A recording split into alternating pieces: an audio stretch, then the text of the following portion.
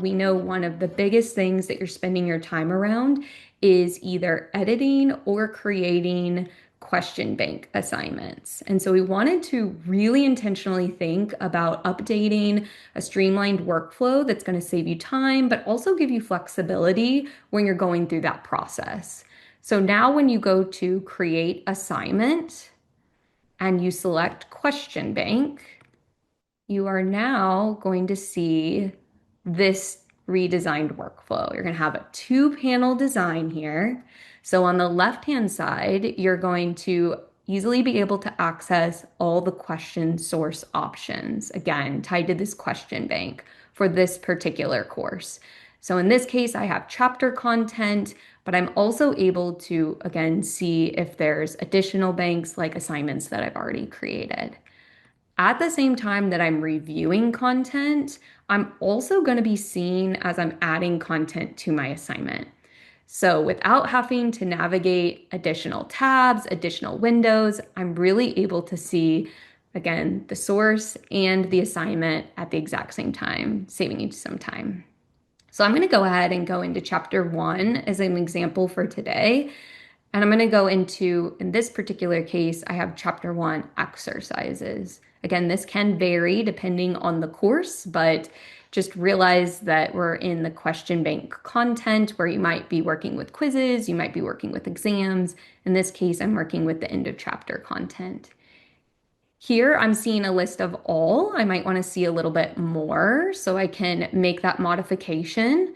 I see a list of the types of assignments, or the types of questions. I'm able to now quickly click the plus on this content selection, which is just going to quickly add it to my assignment. And as I'm doing that right, I'm able to see both sides of it.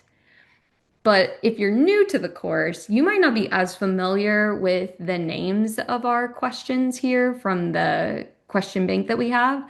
So we also allowed flexibility for you to view the content. While I'm in the two-panel design right now, I have the capabilities to switch between individual question preview and an expanded list view. So I'm going to go into the individual question preview right now. And that's just going to give me an expanded individual question view. So that way I can see more details into the individual question. I can also jump to another question, right, and see the details there. I'm always reminded what the abbreviation is for when I go back to the two-panel view, or if I go to the list view, the expanded list view here, I'm able to see that full list in a full screen. I'm able to quickly, again, add assignments as I'd like to. But again, expanded list view, individual view, and then I'm also able to go back to that collapsed two-panel view. So really giving flexibility with how you would like to review the content as you're building the assignment. So from this point, I certainly understand that not everybody wants to see all of the question types available for an end of chapter piece. So in that, you'll also have flexibility within this design to use filter logic. So in this case, I'm using the filter on the question bank side, and I only want to look at a particular question type, but I could certainly filter it by question type, difficulty, learning objective, and really dial in to exactly what my preferences are. In this case, I'm going to just dial it into video case content and I'm going to apply that. And then after I apply that, right, I only see video case content. Now, the other piece that we know as well is that many of you are designing questions or designing assignments where you like to use polls. And so while you saw that I was able to use the quick add with the plus icon, you're also able to tap into the drop down here on add. And this just gives you different capabilities on how you would like to add questions to your overall assignment. So here I'm able to go into adding a new pool, right? I can name it, choose how I would like to add this particular content.